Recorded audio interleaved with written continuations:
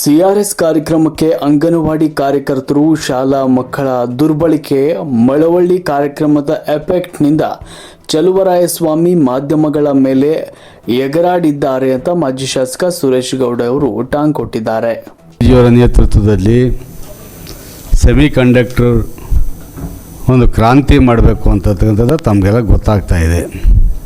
ಹಲವಾರು ರಾಜ್ಯಗಳು ಇವತ್ತು ನಾ ಮುಂದು ಅಂತ ಓಡಾಡ್ತಾ ಇದ್ದಾರೆ. ಕೇಂದ್ರದಲ್ಲಿ ನಮ್ಮ ಪ್ರತಿನಿಧಿಯಾಗಿರ್ತಕ್ಕಂಥ ಕುಮಾರಸ್ವಾಮಿ ಅವರು ಇವತ್ತು ಆ ಖಾತೆನ ಹೊಂದಿದ್ದಾರೆ. ಕರ್ನಾಟಕದಲ್ಲಿ ಬಂದಂಥ ಸಂದರ್ಭದಲ್ಲಿ ನನಗೆ ಮತದಾರ ಕೊಟ್ಟಿರ್ತಕ್ಕಂಥ ಒಂದು ಋಣಕ್ಕೆ ಕೃತಜ್ಞತೆ ಕೊಡಬೇಕು ಅಂತೇಳಿ ಮಂಡ್ಯ ಜಿಲ್ಲೆಯಲ್ಲಿ ಆ ಒಂದು ಕಾರ್ಯಕ್ರಮವನ್ನು ತರಬೇಕು ಅಂತಕ್ಕಂಥದ್ದು ಹೇಳಿ ಜಾಗವನ್ನು ಗುರುತು ಮಾಡಿ ಅಂತ ಹೇಳಿರ್ತಕ್ಕಂಥದ್ದು. ಇವ್ರು ಕೊಡಲಿಲ್ಲ ಅಂದ್ರೂ ಕುಮಾರಸ್ವಾಮಿ ಎಲ್ಲಿ ಮಾಡಬೇಕು ಅಂತ ಗೊತ್ತಿದೆ.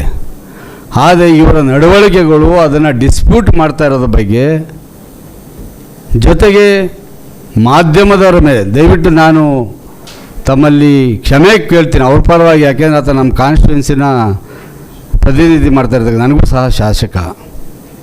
ಎದೆಗುಂದಬೇಡಿ, ನೀವು 4ನೇ ಅಂಗ ಈ ಸಂವಿಧಾನದಲ್ಲಿ. ಅವ್ರು ಏನೇ ಅಂದ್ಕೊಳ್ಳಿ, ನಿಮ್ಮ ಕರ್ತವ್ಯನ ನೀವು ಶ್ರದ್ಧಾಪೂರ್ವಕ ಪಾಲನೆ ಮಾಡಿ, ತಲೆ ಕೆಡಿಸ್ಕೊಳ್ಳೋದು ಬೇಕಾಗಿಲ್ಲ.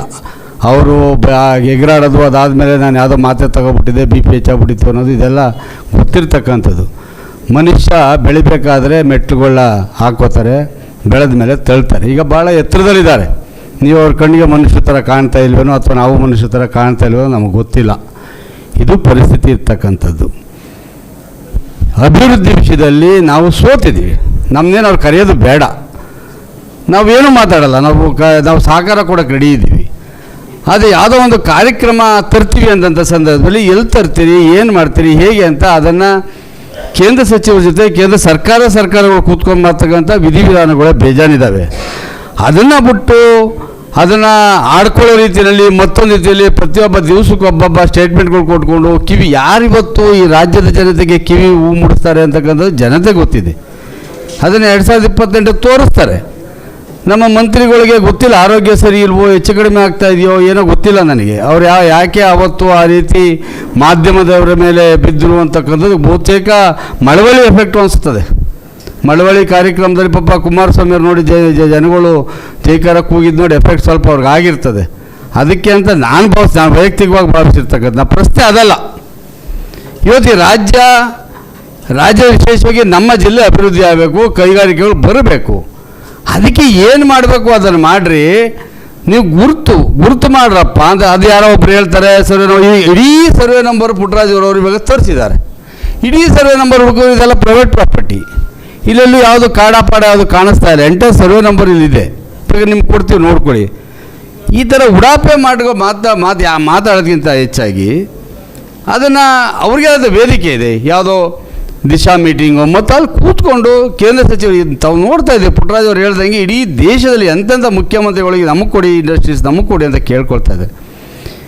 ಬಹುತೇಕ ಇವ್ರಿಗೆ ಇಲ್ಲ, ಕುಮಾರಸ್ವಾಮಿ ಅವರು ನಮ್ಮ ಸರ್ಕಾರವರು ಯಾವುದೂ ಕೆಲಸ ಮಾಡೋದೇ ಬೇಡ ಮಂಡ್ಯ ಜಿಲ್ಲೆಯಲ್ಲಿ ಅಂತ ಅದನ್ನಾದರೂ ಓಪನ್ ಆಗಿ ಹೇಳ್ಬಿಡಲಿ. ಈ ರಾಜ್ಯ ಸರ್ಕಾರದ ನಡವಳಿಕೆಗಳು ಇವತ್ತಲ್ಲ, ಮೊದಲಿಂದ ನೋಡ್ತಾ ಇದ್ದೀರಿ ನೀವು. ಇವತ್ತು ಭದ್ರಾವತಿ ಉಕ್ಕು ಕಾರ್ಖಾನೆ ಬಗ್ಗೆ ಯಾವ ರೀತಿ ನಡ್ಕೊಳ್ತಾ ಇದೆ, HMT ಕಾರ್ಖಾನೆ ಬಗ್ಗೆ ಯಾವ ರೀತಿ ನಡ್ಕೊಳ್ತಾ ಇದೆ, ಹಲವಾರು ಮುಳುಗೋಗಿರ್ತಕ್ಕಂಥ ಅವ್ರ ಮೇಲೆ ಕೆತ್ತಾಗ ಹೋದ ಸಂದರ್ಭದಲ್ಲಿ ಈ ಸರ್ಕಾರ ಯಾವ ರೀತಿ ನಡ್ಕೊಳ್ತಾ ಇದೆ ಅಂತಕ್ಕಂಥದ್ದು ತಮಗೆಲ್ಲ ಗೊತ್ತಿರ್ತಕ್ಕಂಥದ್ದು. ಇದು ಕನಿಷ್ಠ ಪ್ರಜ್ಞೆ, ಮಿನಿಮಮ್ ಕಾಮನ್ ಸೆನ್ಸ್ ಇರಬೇಕು. ಅದೇನೋ ನಮ್ಗೆ ಗೊತ್ತಿಲ್ಲ, ನಮ್ಮ ಮಂತ್ರಿಗಳಿಗೆ ಅದು ಇದೆಯದು ನನಗೆ ಗೊತ್ತಿಲ್ಲ. ನಾನು ಅದಕ್ಕೆ ಅವಾಗವಾಗ ಹೇಳ್ತಾ ಇರ್ತೀನಿ, ಯಾರೋ ವಿದ್ಯಾವಂತರುಗಳು ಕೊಡ್ರಿ ಅಂತಕ್ಕಂಥ ಮಾತನ್ನು ಹೇಳ್ತಿರ್ತೀನಿ. ಯಾಕೆ ಅವರೆಲ್ಲ ಹಂಗೆ ಆಡ್ತಾ ಇದ್ದಾರೋ ಗೊತ್ತಿಲ್ಲ. ಯಾವ್ಯಾವ ರೀತಿ ನಡೀತಾ ಇದೆ ಅಂದರೆ, ಜಿಲ್ಲೆನಲ್ಲಿ ಆಡಳಿತ ಇದೆಯಾ ಅಂತಕ್ಕಂಥ ಪ್ರಶ್ನೆ. ಈ ಜಿಲ್ಲೆನಲ್ಲಿ ಆಡಳಿತ ಇದೆಯಾ? ಡಿ ಸಿ ಕೆಲಸ ಮಾಡ್ತಾ ಇದ್ದಾರಾ? SP ಕೆಲಸ ಮಾಡ್ತಾ ಇದ್ದಾರಾ?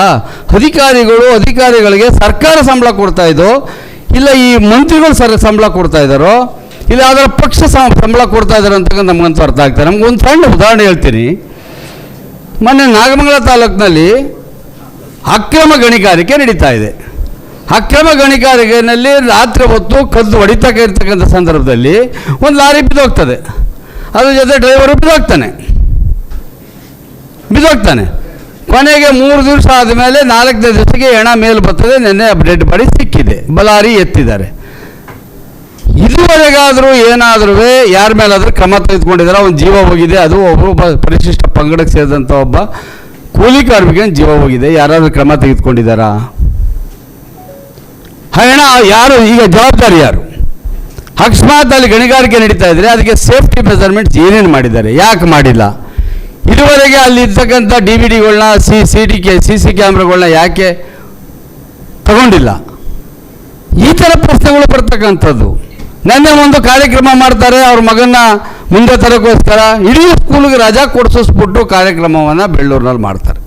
ಸರ್ಕಾರಿ ಶಾಲೆಗಳಿಗೆ ಸರ್ಕಾರಿ ಆಡಳಿತ ಯಂತ್ರವನ್ನು ಯಾವ ರೀತಿ ದುರುಪಯೋಗ ಪಡಿಸ್ಕೊಳ್ತಾ ಇದ್ದಾರೆ ಅಂದರೆ, ಕೆಲಸದಲ್ಲಿರೋರೆಲ್ಲರೂ ಈ ಅಂಗನವಾಡಿ ಅವರು ಇವರೆಲ್ಲರಿಗೆ ನಿಮಗೆಲ್ಲ ಸಾಲ ಕೊಡಿಸ್ತೀವಿ, ಬನ್ನಿ ಅಂತ ಕರ್ಕೊಂಬಂದು ಸಭೆಗಳನ್ನು ನಡೆಸ್ಕೊಂಡು ಮೆರೆಸ್ತಕ್ಕಂಥ ಕೆಲಸ ಮಾಡ್ತಾರೆ. ಮಾಡ್ಕೊಳ್ಳಿ, ಅವ್ರೇನೋ ಬೆಳೆಯೋದಕ್ಕೆ ಮಾಡ್ತಾರೋ, ನಂದೇನು ಅಬ್ಜೆಕ್ಷನ್ಸ್ ಅದಕ್ಕೆಲ್ಲ ಜನ ತೀರ್ಮಾನ ಮಾಡ್ಕೊಳ್ತಾರೆ.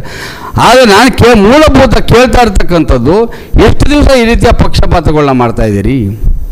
ಈ ಜಿಲ್ಲೆಯಲ್ಲಿ ಸಾವಿರಾರು ಕೋಟಿ ಗಣಿಗಾರಿಕೆಯಿಂದ ಲೂಟಿ ಆಗ್ತಾ ಇದೆ. ಈ ಅಧಿಕಾರಿಗಳು ತಡೀತಾ ಇದ್ದಾರಾ? ಇವತ್ತು ಏನೇನಾಗ್ತಾ ಇದೆ? ಫಾರೆಸ್ಟ್ ಡಿಪಾರ್ಟ್ಮೆಂಟ್ ನಾನು ಯಾವುದೋ ಒಂದು ಬಡವನಿಗೆ ಅವನು 16 ವರ್ಷದಿಂದ ತೋಟ ಮಾಡ್ಕೊಂಡವನೇ, ಅದು ಫಾರೆಸ್ಟಲ್ಲಿಲ್ಲ, ನಿಮಗೆ ಕೇವಲ ಫಾರೆಸ್ಟ್ ಅದನ್ನು ಅರಣ್ಯೀಕರಣ ಮಾಡಿಕೊಂಡಿರ್ತಕ್ಕಂಥ ಒಂದು ಜಾಗದಲ್ಲಿ ಹೋಗಿ ನೀವು ಯಾಕೆ ಗ್ಯಾರಂಟಿ ಮಾಡ್ತೀರಿ? ಅವನು ಅರ್ಜಿ ಹಾಕ್ಕೊಂಡಿದ್ದಾನೆ ಬಿಡ್ರಿ ಅಂತ ಹೇಳಿದ್ರೆ ನನ್ನ ಮೇಲೆ 8 ಕೇಸ್ ಹಾಕ್ತಾರೆ. ಇವತ್ತೊಬ್ಬ ಗಣಿಗಾರಿಕೆ ಮಾಡ್ಗಾನ ಇದರೊಳಗಡೆ ಫಾರೆಸ್ಟಲ್ಲೇ 2.5 ಕಿಲೋಮೀಟ್ರ್ ರಸ್ತೆ ಬಿಟ್ಟು ಕೊಡ್ತಾರೆ. ಈ DC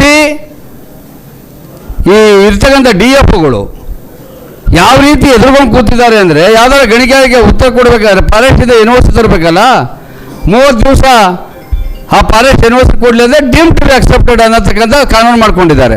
ನೀನು ಅಬ್ಜೆಕ್ಷನ್ಸ್ ಹಾಕಬೇಡ, ನೀನು ಸಿಕ್ತದ ಮಾಡ್ಕೊ ಅಂತೇಳಿ ಈ DC ಮಾಡಿಕೊಡ್ತಾ ಇರ್ತಕ್ಕಂಥ ಕೆಲವೊಂದು ಸಣ್ಣ ಉದಾಹರಣೆ ಕೊಡ್ತೀನಿ. ನಾಗಮಂಗಲ ಕ್ಷೇತ್ರದಲ್ಲಿ ಸುಮಾರು 4,500 ಎಕರೆ R&D ಭೂಮಿ ಇದೆ. ಅದು R&D ಭೂಮಿ ಇದೆ. ಇವತ್ತು ಆ ಭೂಮಿನ 70 ವರ್ಷದ ಹಿಂದಗಡೆ ಸೀಲು ಸೈನ್ ಹಾಕಿ ಇವತ್ತು ಅವ್ರು ಬೇಕಾದವ್ರಿಗೆ ಆ ಜಮೀನ ಇದು ಡಾಕ್ಯುಮೆಂಟ್ಸ್ ಕ್ರಿಯೇಟ್ ಮಾಡ್ತಾ ಇರ್ತಕ್ಕಂಥದ್ದು ನೋಡ್ತಾ ಇದ್ದೀವಿ. ಈ ಜಿಲ್ಲಾಡಳಿತ ಕಣ್ಮುಚ್ಚಂಗೆ ಕೂಡ್ತಿದೆ. ನಾನೇ ಖುದ್ದಾಗಿ 1 ವರ್ಷದಿಂದ ಒಂದು ಪತ್ರ ಬರೆದೆ. ಒಬ್ಬ ವ್ಯಕ್ತಿಗೆ 4 ಎಕರೆ 38 ಗುಂಟೆ ಜಮೀನು ಸ್ಯಾಂಕ್ಷನ್ ಆಗಿದೆ.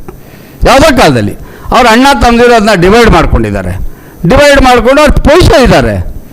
ಅದೇ ದಾಖಲೆ ಮೇಲೆ ಇನ್ನೂ 5 ಎಕರೆ ಜಾಗನ ಇನ್ನೊಂದರಲ್ಲಿ ಸ್ಯಾಂಕ್ಷನ್ ಮಾಡಿಸ್ಕೊಂಡು ಖಾತೆ ಮಾಡಿಸ್ಕೋತಾರೆ. ಅಲ್ಲಿ 10 ಎಕರೆ. ಅದನ್ನು ಈ DC-ಗೆ ಲೆಟರ್ ಕೊಟ್ಟರೆ DC ಏನು ಮಾಡಿದ್ದಾರೆ ಅಂದರೆ ಅದನ್ನ ಕನ್ವರ್ಷನ್ ಮಾಡಿಕೊಟ್ಟಿದ್ದಾರೆ. ಇದು ಆಡಳಿತ ನೀಡ್ತಾ ಇರ್ತಕ್ಕಂಥದ್ದು. ನೀವು ಯಾವುದೇ ಸ್ಟೇಷನ್ಗಳಿಗೆ ಹೋಗಿ, ಎಲ್ಲಿಗೇ ಹೋಗಲಿ, ಬೇರೆಯವ್ರು ಯಾರು ಅರ್ಜಿ ಕೊಡೋಂಗಿಲ್ಲ, ಕಂಪ್ಲೇಂಟ್ ತೊಗೊಂಡು ಹೋಗೋಂಗಿಲ್ಲ.